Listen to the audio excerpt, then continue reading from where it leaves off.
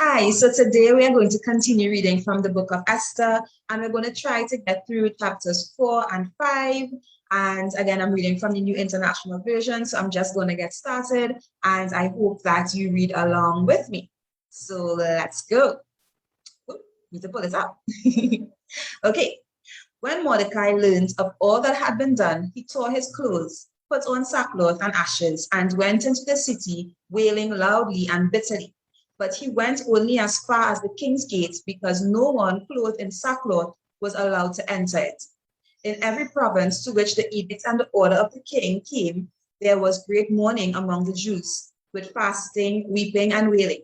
Many lay in sackcloth and ashes. Now, if you're not sure what's going on, you need to go back and read chapter 3, where there was a decree for the Jews to be killed on a particular day. And you would see who would have been involved in that scheme is Haman. All right. When Esther's eunuchs and female attendants came and told her about Mordecai, she was in great distress. She sent clothes for him to put on instead of his sackcloth, but he would not accept them. Then Esther summoned Hathach, one of the king's eunuchs assigned to attend her, and ordered him to find out what was troubling Mordecai and why. Now, for those of you that I'm not quite sure, Esther is Mordecai's, well, we'll say more or less his niece. There's a sort of a family relation there, but he took care of her from very young when her parents would have died. Hathach went out to Mordecai in the open square of the city in front of the king's gate. Mordecai told him everything that had happened to him, including the exact amount of money Haman had promised to pay into the royal treasury for the destruction of the Jews. He also gave him a copy of the text of the edict for their annihilation, which had been published in Susa, to show to Esther and explain to her. And he told him to instruct her to go into the king's presence to beg for mercy and plead with him for the people. Hathach went back and reported to Esther what Mordecai had said. Then she instructed him to say to Mordecai, all the king's officials and the people of the royal provinces know that for any man or woman who approaches the king in the inner court without being summoned, the king has but one law, that they be put to death unless the king extends the gold scepter to them and spares their life. But 30 days have passed since I was called to go to the king. So what Esther is saying, that she cannot go to the king because there's a law that anybody who goes to the king without being called will be killed. The only way that they will not be killed is if he hands out, extends his gold scepter, so like a long stick or whatever. And if he doesn't extend that, then, they're going to die. So Esther is essentially telling Mordecai that she cannot go to the king to request anything right now, unless he calls her, and he hasn't called her in 30 days. Let's continue with verse 12. When Esther's words were reported to Mordecai, he sent back this answer. Do not think that because you are in the king's house, you alone of all the Jews will escape. For if you remain silent at this time, relief and deliverance for the Jews will arise from another place. But you and your father's family will perish. And who knows but that you have come to your royal position for such a time as this. Then Esther sent this reply to Mordecai. Go, gather together all the Jews who are in Susha and fast for me. Do not eat or drink for 3 days, night or day. And I and my attendants will fast as you do.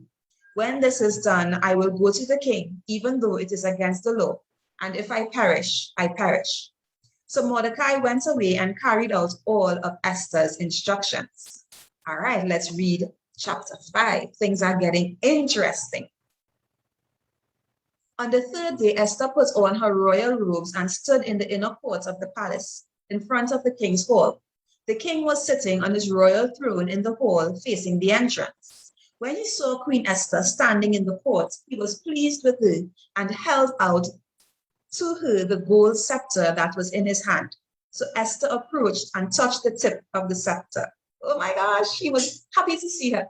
Then the king asked, what is it, Queen Esther? What is your request? Even up to half the kingdom, it will be given you.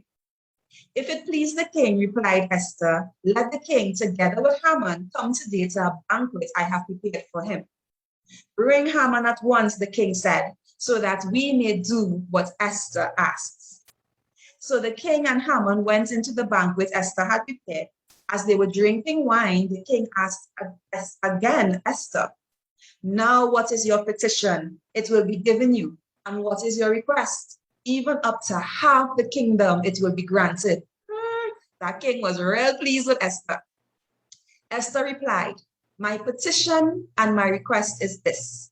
If the king regards me with favor, and if it pleases the king to grant my petition and fulfill my request, let the king and Haman come tomorrow to the banquet I will prepare for them.